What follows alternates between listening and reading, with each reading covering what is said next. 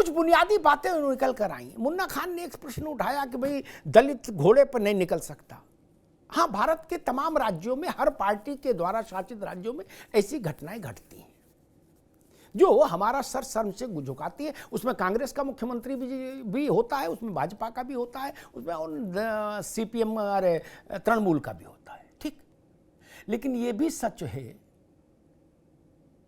कि भारत के अधिकांश इलाकों में ये कह के राम बारात या शोभा यात्रा रोक दी जाती है कि उधर से नहीं जाइएगा। बोले क्यों? बोले उधर माइनॉरिटी रहते हैं।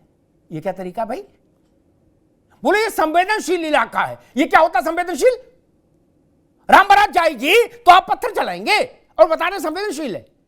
मैं इस थ्योरी के खिलाफ। वो प्रशासन ध्वस्त है, चूड़ी पहन ले, जो ये कहे कि संवेदनशील इलाका है। क्या होता संवेदनशील?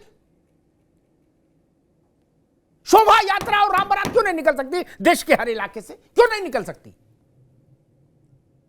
उन अधिकारियों को सैक कर देना चाहिए, दंडित करके बाहर करना चाहिए जो ये भोला तर्क लेके आ जाते हैं कि उधर मत जाइएगा, उधर संवेदनशील है। What the hell? क्या है संवेदनशील? ये भारत है भाई। संवेदनशील क्या होता है? वहां से जाएंगे तो आप पत्थर फेंकेंगे, ये नहीं चलेगा।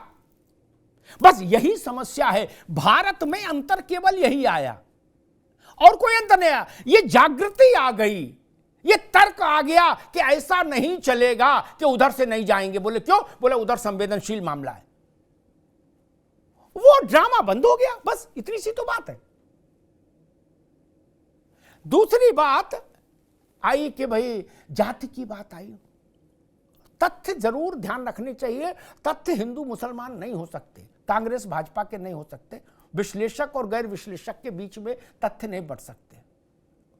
जनसंघ से आज तक भाजपा को जब उत्तर प्रदेश में पहली बार मुख्यमंत्री देने का अवसर आया तो उसने अति पिछड़ों से एक व्यक्ति उठा के मुख्यमंत्री बनाया, लोधे वर्ग से कल्याण सिंह। ठीक, तथ्य तो याद रखो यार। घाल मेल किए हो, याद कुछ है नहीं, रेलम पेल मचाए हो क्या व्हाट्सएप टाइप का। किसी माधव प्रसाद त्रिपाठी को नहीं बनाया था, केसरीनाथ त्रिपाठी को भी नहीं बनाया था, पंडित कलराज मिश्रा को भी नहीं बनाया था। लोध जाति के कल्याण सिंह को बनाया और सिर आंखों पर बैठाला। फजीले मत करे तो कल्याण सिंह कहां है, कोई पूछता नहीं उनको। गजब कर रहे हो यार। कल्याण सिंह इस देश में भारत के सबसे बड़े सम्मान के बाद जो दूसरा सबसे बड़ा नागरिक सम्मान है पद्म विभूषण, उससे विभूषित हुए। कल्याण सिंह जी का बेटा लोकसभा में है, कल्याण सिंह जी का पौत्र उत्तर प्रदेश की सरकार में है। वो बता रहे, अरे कुछ पढ़ो तो लिखो भाई, याद तो रखो, नहीं तो च्यवनप्राश खाओ। ये गलत सनद बातें हमारे यहां नहीं करवाई। शंख पुष्प पी लो, उससे मेमोरी अच्छी होती है। गर्म पानी के साथ रात में सोते समय या दूध के साथ शंख पुष्प पी लो, वो याददाश्त के लिए अच्छी है। अब आप यही नहीं पता आपको संदीप कौन है जो उत्तर प्रदेश में बेसिक शिक्षा मंत्री है, ये तो पता करना पड़ेगा अगर बोलोगे तो। पता ही नहीं। राजवीर कौन है जो सांसद है, पता ही नहीं। झोंके रहो, झाड़े रहो। कानपुर में कहते झाड़े रहो कलेक्टरगंज, ये नहीं ठीक है। कांग्रेस कह रही है कि अब की ऐसा नहीं चलेगा। चलो मैं एक बार और मान लूं अब की ऐसा नहीं चलेगा चुनाव तक, और अगर ऐसा चल गया तो क्या करिएगा? 19 के चुनाव में भी कांग्रेस ने यही कहा था कि अब की नहीं चलेगा, पोल खुल गई, लुटिया डूब गई, भैंस पानी में गई। जब चुनाव हो गया तो बोले 19 छोड़ो, अब 24 में बात करेंगे। 22 में भी यही कह रहे थे, आ रहा है फलाना, मैं आ रहा हूं फलाना। क्या बोले अग्निहोत्री जी?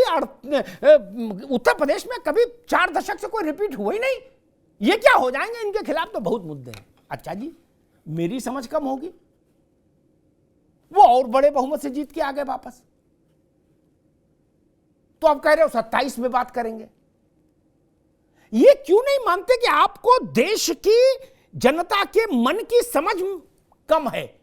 ये क्यों नहीं मान लेते? इसमें कोई शर्म है क्या? आप उतने कुशल डॉक्टर नहीं रहे कि नब्ज पकड़ के शरीर का हाल जान लो। इतनी बात मानने में क्या समस्या है? क्यों नहीं ये पता लगता है? ये तो पता लगना चाहिए ना। और छोटे मोटे बहुमत का मसला नहीं, अगर बड़े बहुमत से कोई पार्टी जीत रही है तो आपको पहले से उसका अंदाज क्यों नहीं होता? मैंने एक बात कही थी कि इस देश में बीपी सिंह से ज्यादा पिछड़ों के लिए किसी ने नहीं किया। वो ठाकुर थे, ठाकुर बीपी सिंह, राजा मांडा। क्या बीपी मंडल रिपोर्ट बना गए थे? बीपी मंडल रिपोर्ट लागू तो नहीं कर सकते थे। लागू किसने किया? सवर्ण विश्वनाथ प्रताप ने। उनके साथ देश ने क्या किया? उनके साथ क्या किया? बीपी सिंह का लड़का बच्चा नाती पोता कहीं कोई दिखाई दे रहा है? नहीं। बीपी सिंह का ही कोई जन्म जयंती और निर्माण दिवस नहीं मनाता। मैं तो कहूंगा मुन्ना खान और फजील अहमद साहब को कि कम से कम इतने तो रखो उन लोगों के सम्मान कि बीपी सिंह के लिए जयंती मनाओ, उनका निर्माण दिवस मनाओ, कार्यक्रम करो, उनकी फोटो रखो, फूल अर्पित करो। ढोल बजा रहे हो सब लोग तो इतना तो करो। आपको याद है बीपी मंडल की जयंती कब होती है? नहीं। और मुन्ना खान साहब के नेता ने कहा कि जिसकी जितनी संख्या भारी फजील भाई उतनी उसकी हिस्सेदारी। नारा अच्छा है लेकिन कांशीराम ने दिया था। खैर चलो राहुल गांधी ने लिया, अच्छी बात है। मैं कहता हूं इस हिसाब से मुन्ना खान लोकसभा के चुनाव में इंडिया गठबंधन को 86 मुस्लिम उम्मीदवारों को टिकट देनी चाहिए। ठीक, हम गिनेंगे 86 मुसलमान चुनाव लड़ रहे हैं कि नहीं इंडिया से। उनकी संख्या के हिसाब से 86 टिकट मिलने चाहिए, वो जीते चाहे हारे। क्या? और एक सवाल पूछ लेता हूं मासूम सा, कर्नाटक में आपकी सरकार है, किसी और की तो है नहीं। वहां आपने जिसकी जितनी संख्या भारी वैसे मंत्री दे दिए, बना दिए। ये तो सवाल पूछा जाएगा ना। उत्तर प्रदेश में आप क्रांति करेंगे ऐसा वादा कर रहे हैं, लेकिन कर्नाटक में तो अभी क्रांति कर सकते हैं, वहां तो सरकार है। हिमाचल में जिसका जितनी संख्या भारी उतनी उसकी हिस्सेदारी दे दी है सुखू साहब ने। ये सवाल पूछा जाएगा ना? नहीं। और ये छोटे नेता ने नहीं कहा, ये राहुल जी ने कहा जिसकी जितनी संख्या भारी उसकी उतनी हिस्सेदारी। और आप बार बार वो बात उठाते हो कि ओबीसी सचिव क्यों नहीं है। अरे सचिव छोड़ो, बाबू में क्या रखा? 50% से ज्यादा ओबीसी है। हिमाचल और कर्नाटक में कर दो, मुसलमानों को हिस्सा दे दो, ओबीसी को दे दो, दलितों को दे दो, जो बचे वो सवर्णों को दे दो। नहीं, ये तो अभी करा लो, आज रात होते होते, और दिवाली पर बम्पर बोनांजा घोषित कर दो। नहीं। और एक बात कहूं, पर उपदेश कुशल बहुतेरे, जो आचरहि सुनर न घनेरे। कांग्रेस ने सीडब्ल्यूसी बनाई अभी, मुन्ना खान साहब। क्या आपने उसमें 55% दल ओबीसी को टिकट स्थान दिया? नहीं दिया। क्यों नहीं दिया? राहुल गांधी, प्रियंका गांधी, सोनिया गांधी, वो तो भला और रॉबर्ट वड्रा को नहीं रखा ना, उनको भी रख देते आप ओबीसी सीडब्ल्यूसी में। 3 तो एक ही घर से आ गए। तब संख्या भारी हिस्सेदारी क्यों नहीं दी गई? जो कहिए उस पर न्यूनतम टिकिए। और ये जो कहना है ना, जो लोग अपने को औरंगजेब के साथ जोड़ते रहे, अयोध्या आंदोलन के समय जो लोग बाबर के साथ अपने को जोड़ रहे थे छाती चौड़ी करके, उन लोगों से तो सवाल पूछा जाएगा ना कि आप उस वक्त औरंगजेब और बाबर और तैमूर लंग के साथ खड़े थे, आज आप अचानक से राम भक्त हो गए क्या? और ये तय नहीं करना चाहिए कि आप राम मंदिर का क्रेडिट भी लेना चाहते हो, राम मंदिर के खिलाफ भी खड़े होना चाहते हो। दोनों बातें तो नहीं चलेंगी। आप राजीव गांधी वाला भी दृश्य याद कराना चाहते कि राजीव जी राम मंदिर बनवा रहे थे, अब फिर कहते हो राम मंदिर बनवाने से हो क्या जाएगा? और एक आखिरी बात कह के मैं बात समाप्त करूंगा। जो लोग ये कहते हैं कि राम मंदिर बनने से क्या हो जाएगा, उनके ज्ञानवर्धन के लिए मैं एक पवित्र आंकड़ा रखता हूं। फजील साहब लिखने पढ़ने वाले आदमी है, उनके भी काम आएगा बहुत आगे वो आंकड़ा। वो हिंदू मुसलमान नहीं हो सकता उस आंकड़े में, चाह के भी नहीं हो सकता, अगड़ा पिछड़ा भी नहीं हो सकता, दलित सवर्ण भी नहीं हो सकता।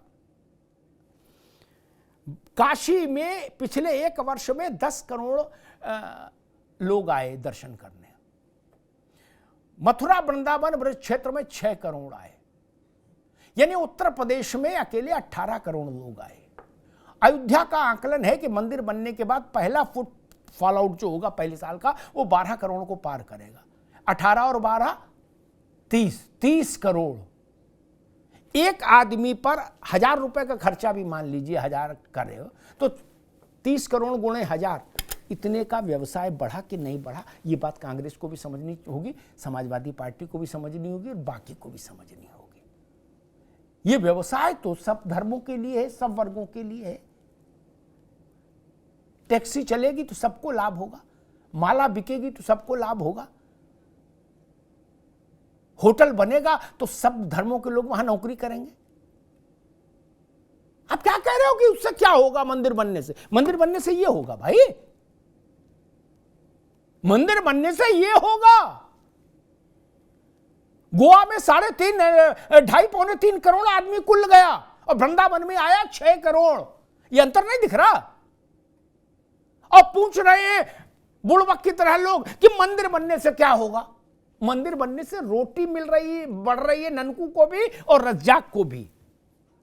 और एक बात कह दूं, मैं अभी कुछ समय पहले गया था मथुरा वृंदावन, वहां पता किया यतीमा, तो ठाकुर के जो पोशाक हैं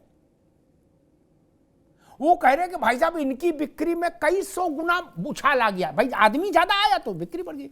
तो मैंने कहा ये लोग बनवाते कहां से हो? तो उनका बनाने वाले अधिकांश मुस्लिम वर्ग से है।